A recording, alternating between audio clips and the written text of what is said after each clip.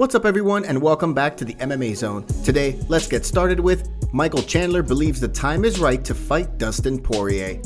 Michael Chandler has been in the UFC for 2 years now, and he's never fought in Las Vegas. Chandler, a former UFC lightweight title challenger and 3-time Bellator lightweight champion, has fought some of the best fighters on the planet in his storied career. One guy he's never faced is Dustin Poirier, and while the two don't actually see eye to eye, there seemed to have been some mutual respect there previously. That is, until earlier this year, when Poirier began jawing at Chandler while sitting cage-side at UFC 276.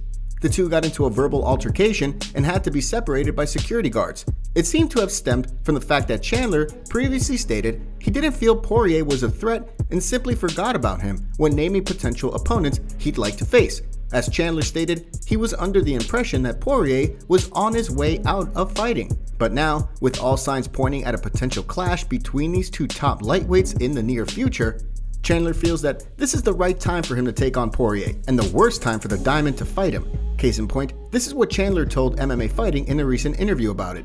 I think he's one of the best in the world, but he's also had a couple counterfights. He's got a little bit of money in the bank. He's getting older. It's hard for him to make the weight.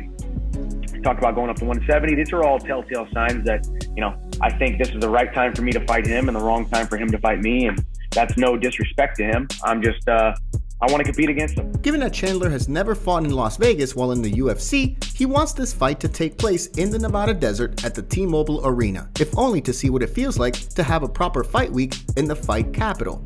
What do you think about Chandler's comments about this being the right time to fight Poirier? Israel Adesanya is excited to fight someone who can attack him. Undisputed UFC middleweight champion Israel Adesanya is no stranger to full-out brawls with offensive firepower. He's a calculated striker, but he loves a good scrap and feels that this upcoming matchup against former kickboxing rival Alex Pereira is the type of fight that can really get the fans on their feet. Adesanya has lost twice to Pereira in kickboxing, the first time via decision, the second time via knockout with a big left hook. That last knockout turned out to be Adesanya's final fight in kickboxing, as he quickly turned to MMA soon after, and the rest, as they say, is history. It took a few years, but Pereira eventually followed him. Now, just a year after making his debut for the UFC, Pereira is 3-0, and he's about to fight for the middleweight title against a familiar foe in Adesanya in New York City's Madison Square Garden at UFC 281 in November. Given that he's been running circles around the middleweight division and all challengers for his title, Adesanya is relishing this matchup. Case in point, this is what he told MMA Fighting about it. And I'm really excited to have someone finally who, after the first round or the second round, they realize they can't do and just want to be defensive. I'm excited to have someone who's going to attack me, who's going to actually try and finish me. And this is the story of this fight because he's done it before in the past in kickboxing. So for me, it's like, is he going to get knocked out or am I going to get knocked out? The bout will take place on November 12th and will no doubt generate a ton of excitement as well as revenue for the promotion. What do you think about Adesanya's comments here? Khamzat Chimaev's ominous message for Nate Diaz. It's been over a year since we've seen Nate Diaz in the octagon, and it's not for lack of trying. Diaz is entering the last fight of his current UFC contract, and for months he's been very vocal about getting this fight done, and then allowing his contract to expire so he can move on to seemingly big money fights. The UFC ended up matching him up against the big Chechen Swede in Khamzat Chimaev, a man who has taken little time in climbing up the 170-pound rankings and is considered a nightmare for the division. He's 5-0 in the UFC, 4 of them finishes, and 1 big decision victory over Gilbert Burns earlier this year. The two are now set for a September 10 showdown at UFC 279 in Las Vegas. The UFC recently posted a hype video to promote the fight on Instagram. This is how Chimaev responded to that. Khamzat is signifying that Diaz will be leaving the cage in a coffin after he's done with him. Right now, many fighters, pundits, and fans alike believe that basically the UFC is throwing Diaz to the wolves in this fight, and that the Stockton native won't be able to hang with Khamzat for the full fight. However, there are others, like Jorge Masvidal, who say that they wouldn't be surprised if Diaz actually finishes Khamzat in the later rounds, given Nate's incredible gas tank, experience, and fighting prowess, and Khamzat's inexperience in the later rounds. What do you think about this fight? And do you think this fight will go the distance? Don't forget to hit that like button and subscribe to the MMA Zone to stay up to date on all of the latest fight news. Julianna Peña calls for Amanda Nunes trilogy bout. UFC 277 saw Amanda Nunes come back to bury Julianna Peña and win back the undisputed UFC women's bantamweight title.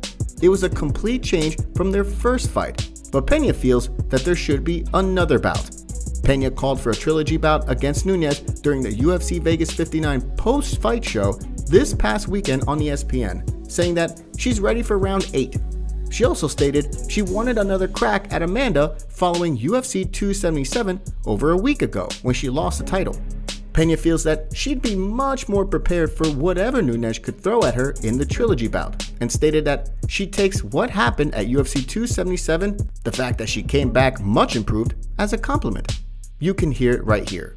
When somebody has entirely revamped and completely switched their entire stance and their entire fighting style because of me, I take that as a compliment. I think if you give me time to get ready for both stances of Amanda, she doesn't touch me next time. Peña was left scratching her head at Nunes' improved striking game, as the Lioness was just a step or two ahead in the stand-up almost the entire 5 rounds of the fight. It was a stark difference to their first fight in December of last year at UFC 269, when Peña, a massive underdog in that fight, was able to submit Nunes in the second round with a rear naked choke after a lackluster first round. After winning back the women's bantamweight belt, Nunes stated that she wanted to defend her featherweight title, the 145-pound title, and UFC President Dana White stated that this could happen. White is also looking at Valentina Shevchenko possibly coming up to challenge Nunes for that bantamweight title. So Peña calling for this trilogy fight, well, it might have to wait a while. What do you make of Peña calling for a trilogy bout here? And do you want to see a third fight between Peña and Nunes?